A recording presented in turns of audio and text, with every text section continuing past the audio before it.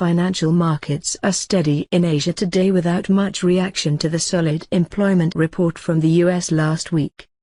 Major pairs and crosses in the foreign exchange markets are stuck in tight range as the dollar retreats and the yen recovers.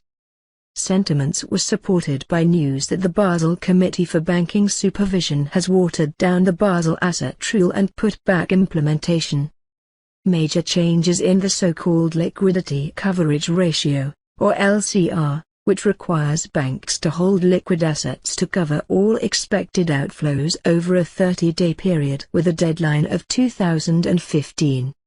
Now, banks are only required to keep a ratio of 60% in 2015 with the full deadline pushed further to 2019. More importantly, banks could use certain collateral to cover up to 15% of their LCR. It's believed that the chance is aiming at giving banks the space to finance recovery in the global economy.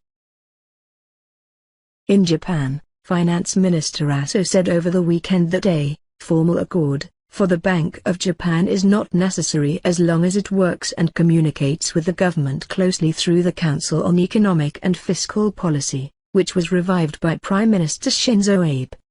Economics Minister Akiya Amari said, "What's important is from the government and the Bank of Japan to share a price target and show markets our determination of achieving it."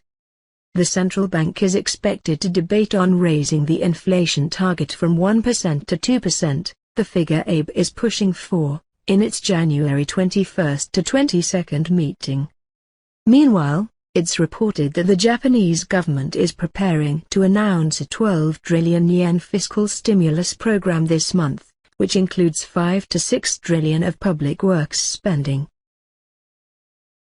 In Europe, the European Central Bank and Bank of England meetings are the major focus of this week, and both central banks are expected to keep their policies unchanged.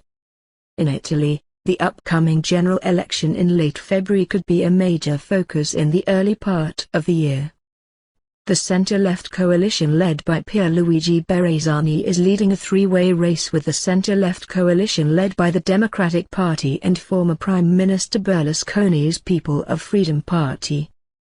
Prime Minister Mario Monti resigned last December just after approval of the 2013 budget, and his bloc is at fourth with support of around 15% according to latest polls.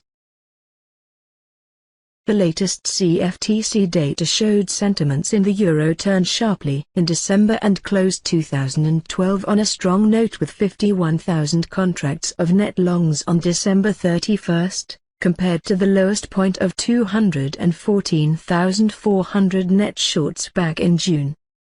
Sterling was also strong with net longs at 36,600. Just a touch below the 2012 high of 37,300 set a week ago.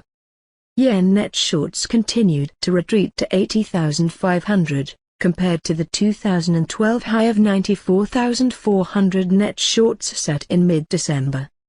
Australian dollar net longs were at 79,500. Compared to 75,400 a week ago and the 103,400 2012 high made back in early December.